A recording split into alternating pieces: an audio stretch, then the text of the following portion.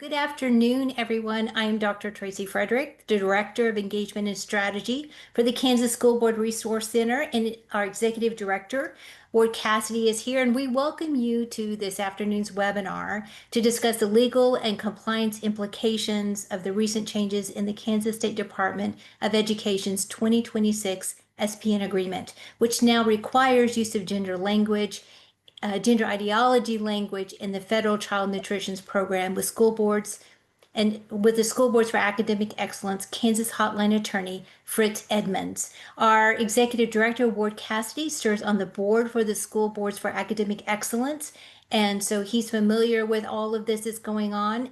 If you are new to our webinars and are not familiar with the Kansas School Board Resource Center, I want to let you know that our mission is to help school board members be effective advocates for students and improve academic outcomes. So today's panelist is a Kansas attorney working with the national organization School Board for Academic Excellence. As I mentioned before, SBAE serves state organizations like ours to support and promote academic excellence and improve student achievement in America's school districts. Mr. Edmunds has more than 30 years he's a 30-year legal veteran. He serves as outside general counsel to small businesses and interest groups and as litigation counsel when all other reasonable options have been exhausted. He has served as a presidential appointee to a federal board in Washington, D.C., and has litigated cases in state and federal courts throughout his career. Now, you may notice that Mr. Edmunds is unable to be with us on camera today due to an unforeseen issue. However, he will be able to respond to our questions later. So if you do have questions, please put your questions in the Q&A box, and I will ask Mr. Edmunds for you at the end of the presentation. I'm sure Ward has a few questions or comments that he would probably like to add as well at the end of this. And as we are recording this presentation, want to make sure you know that you'll receive a link to the recording to review and to share. It will also be archived on our workshop video section of the KSBRC webpage. So without further delay, I'm going to turn it over to Mr. Edmunds and let him begin his presentation. Thank you so much for joining us today, Mr. Edmunds. Well, it's my pleasure, Tracy. Thank you for that nice introduction, and thank you all for attending. This is a new endeavor for me with the School Boards for Academic Excellence, and so it's nice to see such a great attendance, but I don't for 1 minute believe it's to meet me. This is a pressing issue that hopefully we'll be able to shed some light on. If we can go to the first slide, we'll dive right in.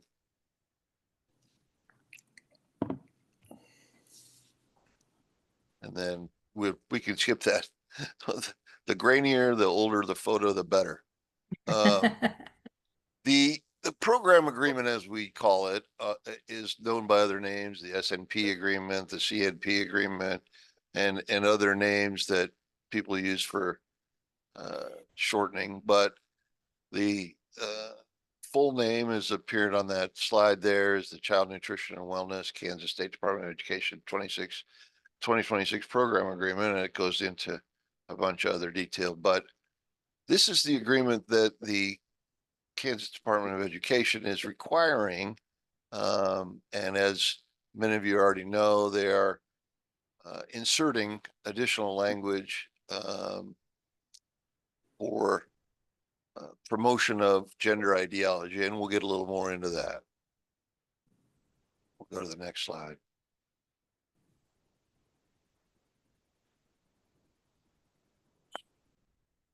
The most concerning language is the use of the non-discrimination statement. And as many of you already know, the inclusion of new language defining sex to include gender ideology and sexual orientation comes from a decision from the Supreme Court called Bostock, and that's been interpreted by the previous administration in the Biden era as to include gender identity and expression to be implemented in the federal government in other ways outside of what the actual holding in the Supreme Court held, because that was limited to Title VII workplace environments, and the Biden administration expanded that far beyond what the holding by the Supreme Court held. In addition, the 10th Circuit upheld a Kansas ruling that said it does not apply for Title IX, which has to do with education. So the limited Bostock holding is really limited to Title VII employment areas, but the Biden administration had expanded it beyond that. Next slide, please.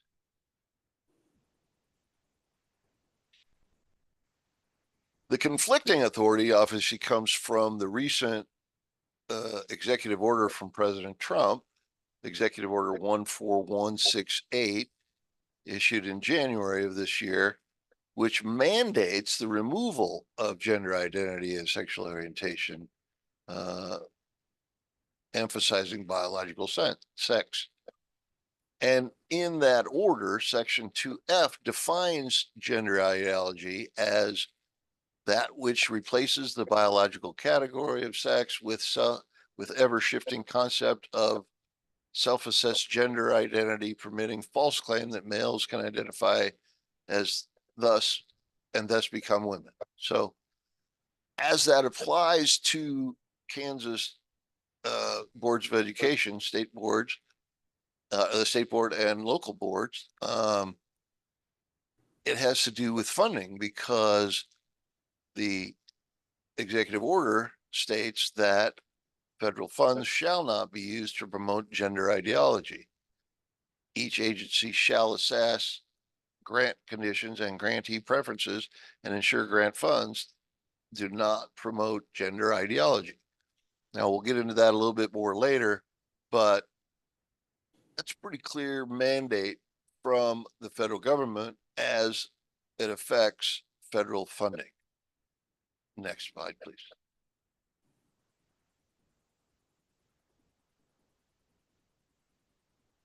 The additional new language put in by the Kansas Department of Education is the anti-discrimination clause. That is not stating, as the previous slide talked about, must use the statement, the non-discrimination statement, but this has to do with not discriminating based on gender identity or expression. And you'll see the highlighted language there.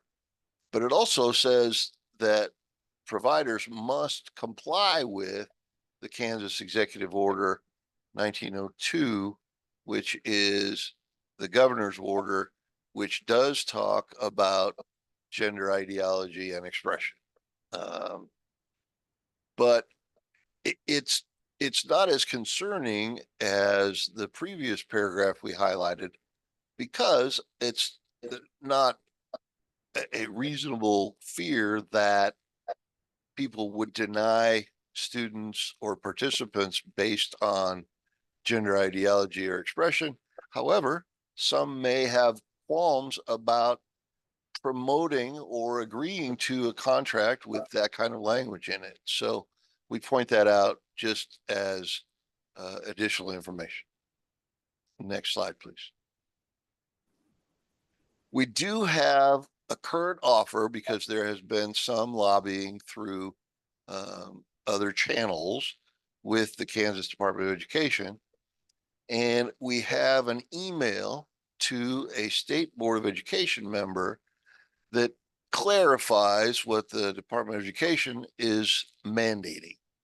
It says that the bottom line is that program operators may use the 2022 version of the NDS without, that does not have the gender language in the use requirement. And that is where that's as far as they go. They do not say that it's okay to change the language or modify the agreement. They say that all providers must use either the 2022 version, which is based on the Biden era guidance, or the 2026 version. Next slide, please. And then the KSDE has issued a caveat, and it clarifies basically what we just said, but it must be either and cannot use the older version, the 2019-2020 version, that did not have the language, the gender language in either section. Next slide, please. And we show you here what the old version really was. And if you'll notice where it talks about on grounds of race, color, national origin, etc., that it doesn't define sex as being gender identity or expression. Next slide, please.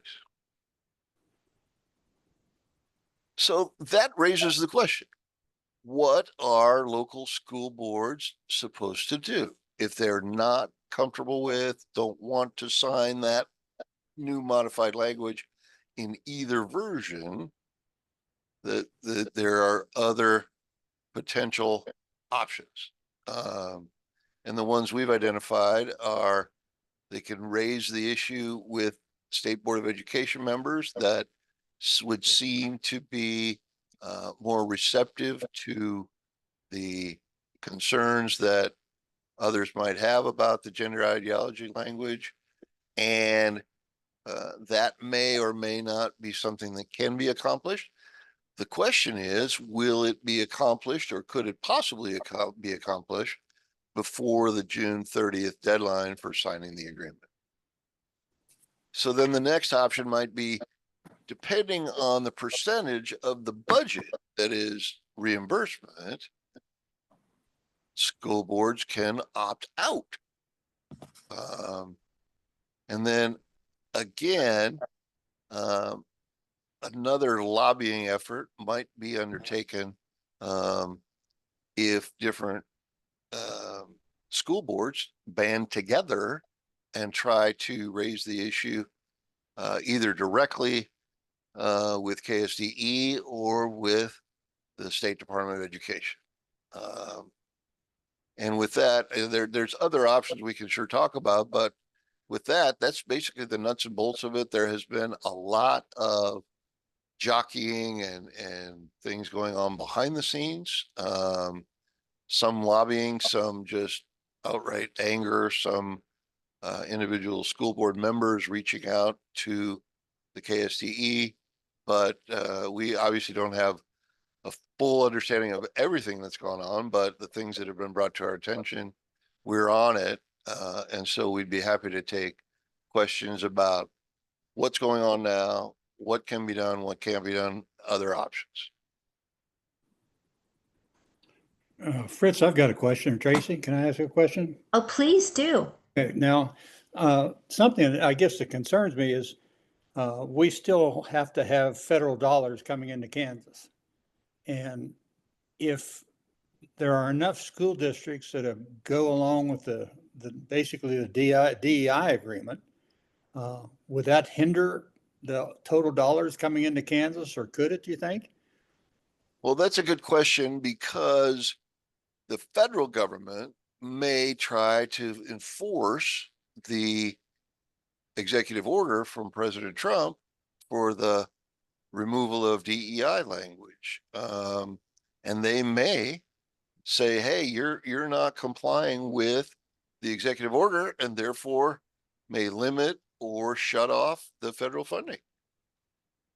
And that wouldn't happen individually to school districts that signed the other agreement, the latest executive order, or would it Well, I mean, influence all of the money coming into Kansas? it because there is federal money coming in, they may. I mean, it's hard to predict what the federal government will do, but if they're not happy about people signing on based on the Department of Education's requirement, anyone who signs that agreement may be in violation of the executive order. Now, that you might be able to blame the Department of Education, but that doesn't get you the money back. No, well, that's what it appears. I mean, I know there are districts in Kansas that want to keep it the way it is, and I know there are districts in Kansas that want to change it. So I guess we'll open the field to more questions. Thank you. Sure. Well, here's a question. Is this because the executive order talks about programs and highlights programs? Is this exempt under that stipulation of DEI, supporting DEI programs, or is it, kind of all embedded in there?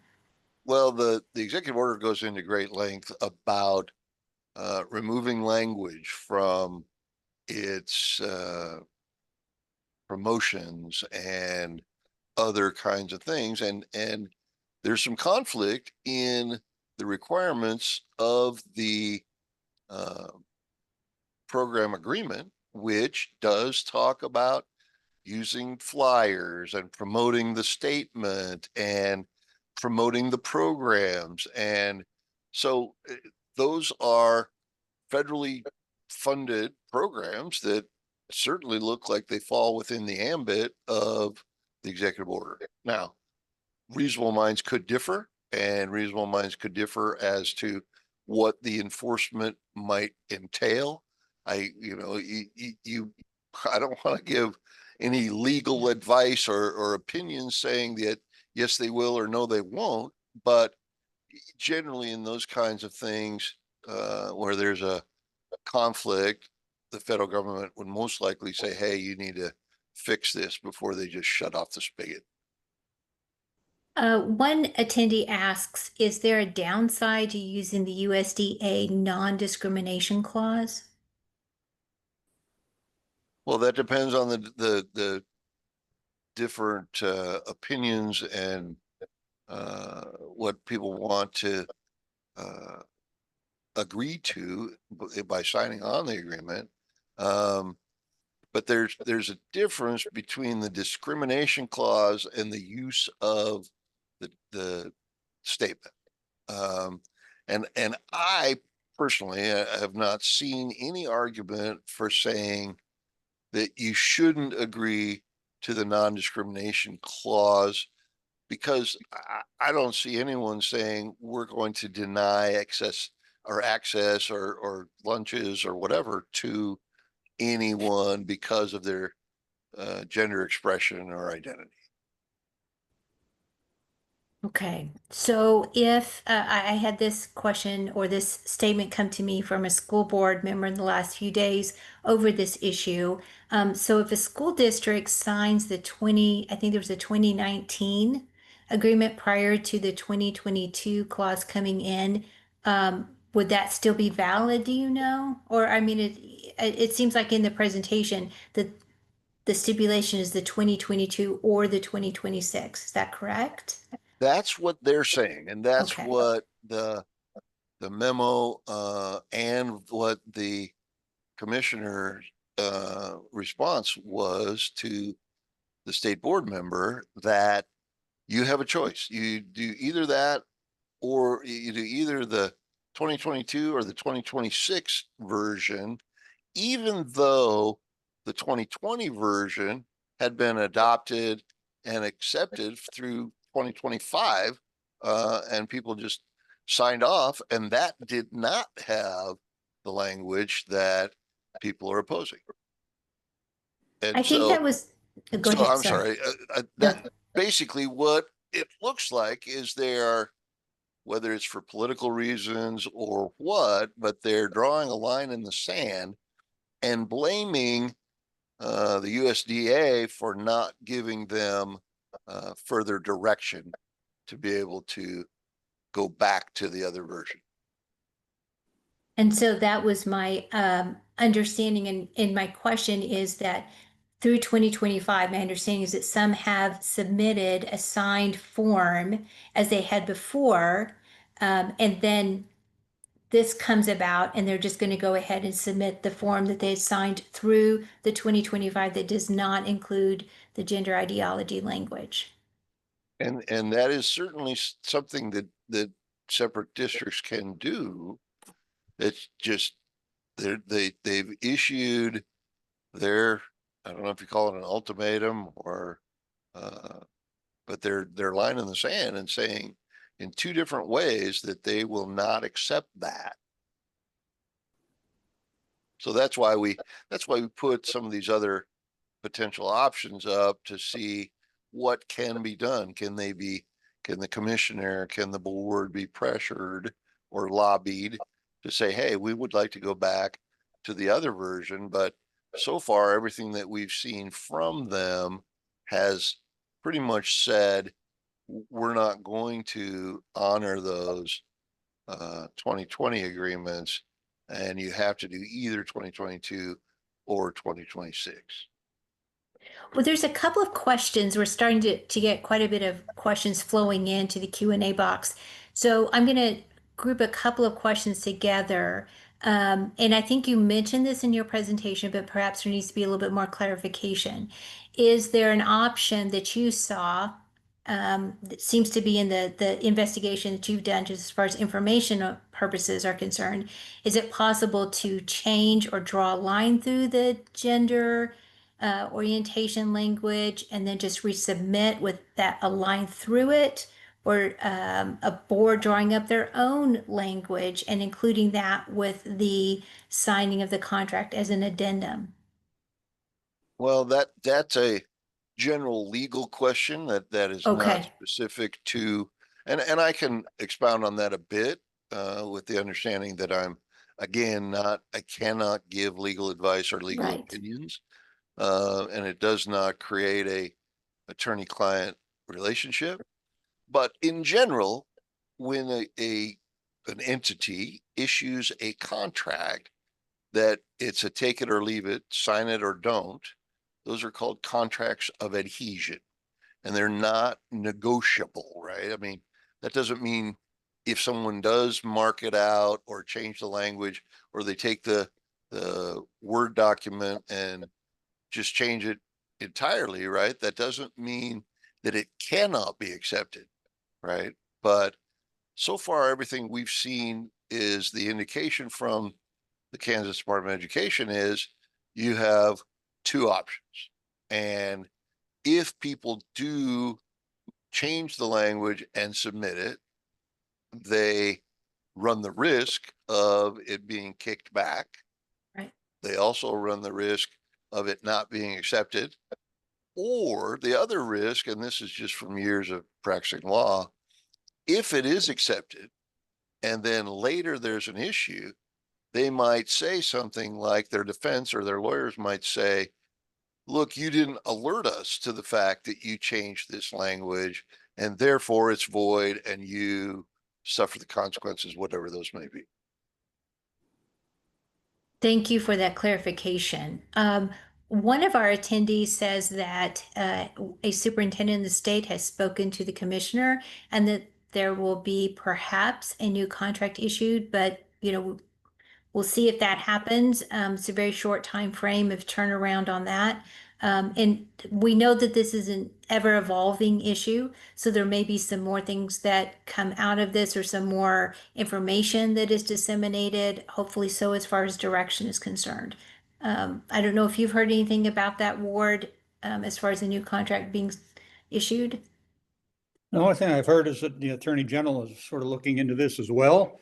And I don't know if he's going to come out with an opinion or do something along the lines, but I know for the most part, he wants to follow current law.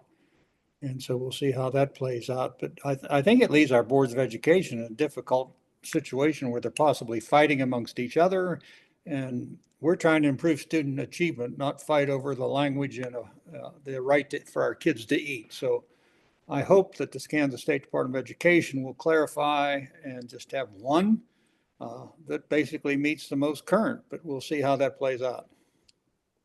Well, here's another question that just came in. I mean, I agree, Ward. I think that there's a lot of confusion going on and need for some clarification. So hopefully that will happen very quickly. One of our attendees says, KSD says that we can use the NDS clause on the USDA website that does not contain gender. Is that correct? I guess I don't understand the question exactly. Are you asking, well, maybe they can clarify, but are they asking, can you just use that specific language either Yes. in the contract or in your communications? Yes. I don't know which one. Oh, I'm so sorry. I apologize. The attendee says KSD says we can use the NDS clause on the USDA website that does not contain gender. Is that correct? Well, if you Maybe look that's at, go go ahead. ahead. Go ahead. That was it. Sorry. Oh, okay. If you look at the two different versions,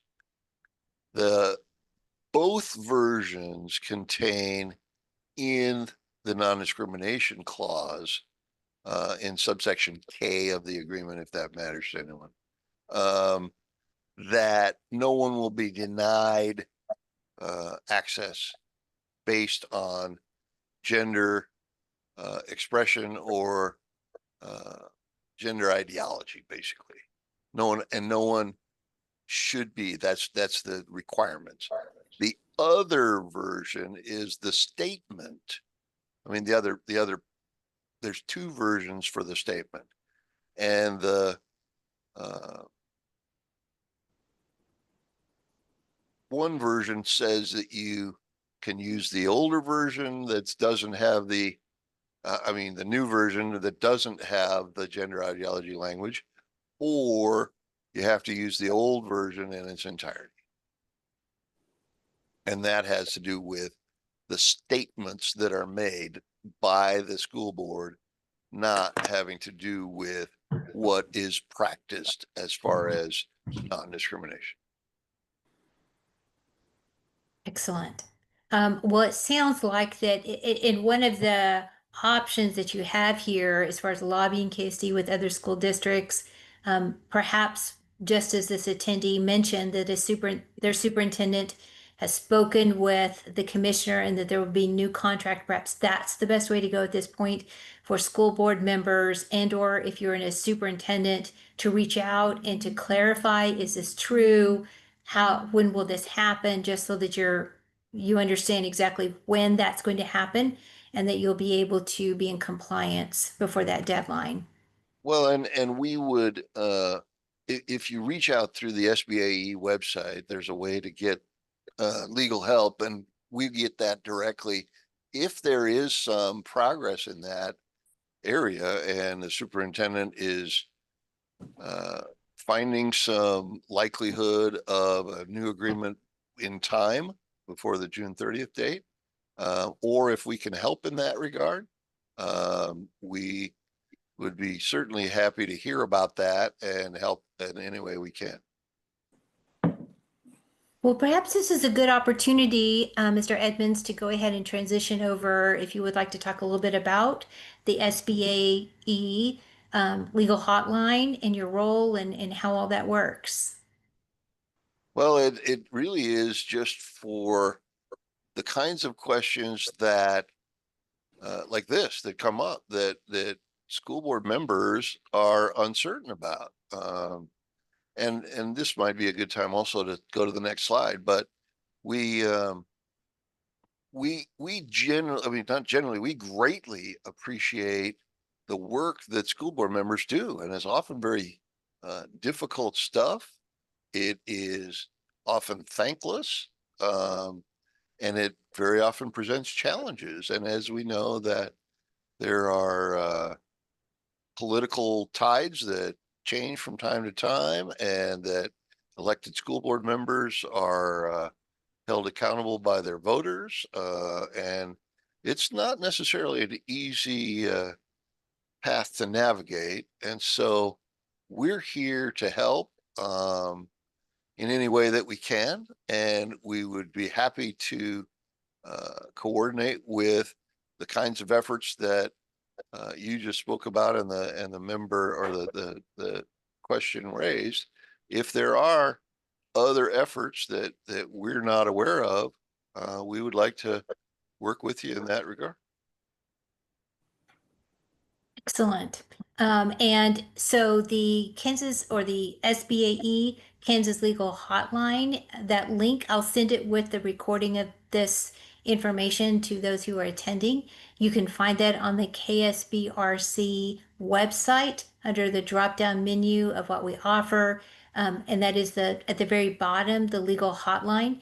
And that links directly to the SBAE Legal Hotline form that you fill out. Mr. Edmunds is very responsive to those questions. You'll receive a confirmation that your inquiry was received by John Russell, who is at SBAE. And then Mr. Edmunds, he will communicate with Mr. Edmunds, send that on, and then you will receive some information back in a very timely fashion.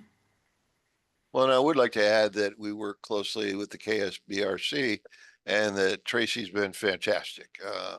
She's been a delight to work with, and very helpful in many ways. Well, thank you so much. Ward and I try to do that.